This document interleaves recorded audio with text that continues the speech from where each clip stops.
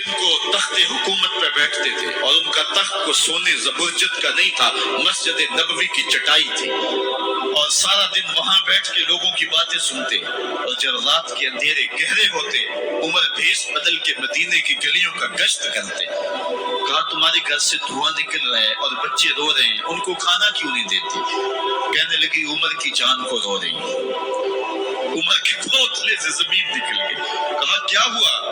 کہا 3 دن سے ہمارے ہاں کھانے کے لیے کچھ نہیں ہے، روزانہ بچے روتے ہیں اور میں ہنڈیا کے اندر پتھر ڈال کر کے نیچے سے آگ ڈالتی رہتی ہوں کہ بچے انتظار کر کر کے سو جائیں گے، کم وقت سو بھی نہیں رہے، اور وہ پتھر پکیں گے بھی کیا، اور میں عمر کی جان کو رو رہی ہوں۔ حضرت عمر کا کلیجہ دہلنے لگا، فوراً پلٹے واپس بیت المال میں آئے، گھی کا ایک کنستر لیا، آٹے کی بوری لی، مرچ مسالہ جات بہت کچھ اٹھایا، اپنے کندھے پہ رکھا، بوری اپنی کمر پہ لادی۔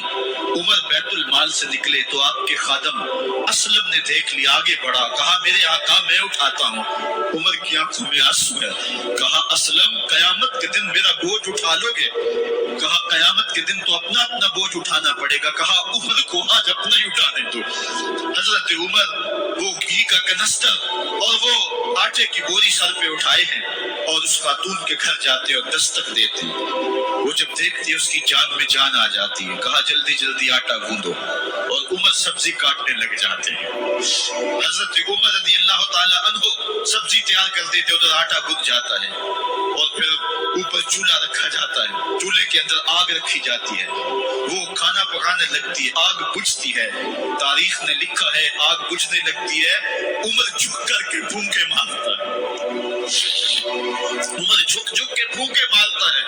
کھانا پک گیا اور بچوں کے سامنے کھانا رکھ دیا، بچے کھا رہے ہیں۔ اب بچے رو رو کے نڈال ہو چکے تھے۔ حضرت عمر اپنے ہاتھوں کو اور اپنے گھٹنوں کو اور اپنے پاؤں کو زمین پہ لگا کے، جس طرح بکری کا بچہ چلتا ہے، ویڑے کے اندر کبھی ادھر چلتے ہیں کبھی ادھر چلتے ہیں، تاکہ بچے مجھے دیکھ کے خوش ہوں اور دل میں کہتے عمر جتنا رلایا ہے اب اتنا ہنسانا بھی پڑے گا۔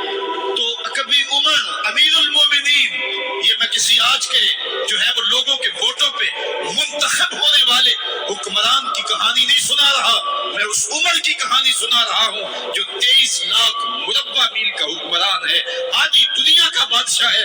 حضرت عمر جو ہے جس طرح بکری کا بچہ چلتا ہے، اس طرح اپنے ہاتھ اور اپنے گھٹنے زمین پہ ٹیک کر کے جو ہے وہ اس طرح چلتے ہیں۔ بچے عمر کو دیکھ کے مسکراتے ہیں۔ جب بچے مسکرانے لگے تو حضرت عمر نے اس خاتون سے کہا گڑیا عمر کو معاف کر دے۔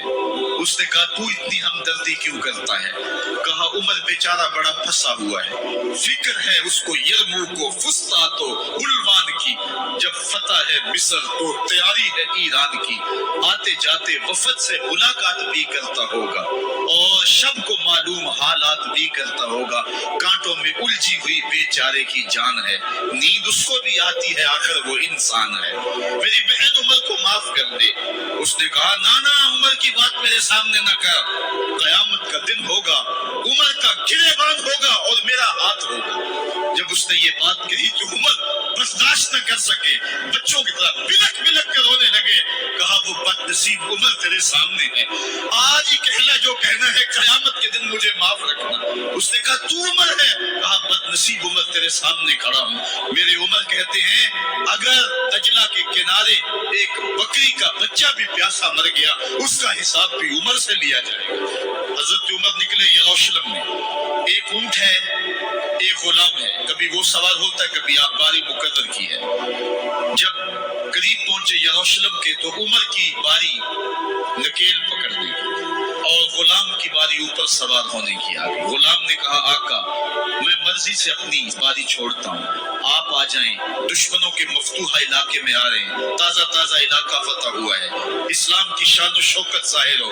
عمر نے کہا اسلام کی شان و شوکت ایسے ظاہر نہیں ہوتی ہے، اپنی باری پہ تم بیٹھو گے، اپنی باری پہ میں بیٹھوں گا۔ لوگ منتظر کھڑے ہیں، دور سے جب دیکھا کہا اس کی ہیبت سے کانپتے تھے ہم، یہ تو کوئی حبشی لگتا ہے، رنگ کالا ہے، ہونٹ موٹے ہیں، اس سے تو زیادہ حسین اس کا غلام ہے جو آگے آگے چل رہا ہے۔ حضرت ابو عبیدہ نے کہا دھوکہ کھا رہے ہو، ہمارا آقا وہ نہیں ہے جو اونٹنی کے اوپر سوار ہے، ہمارا آقا وہ ہے جو لگام تھامے آگے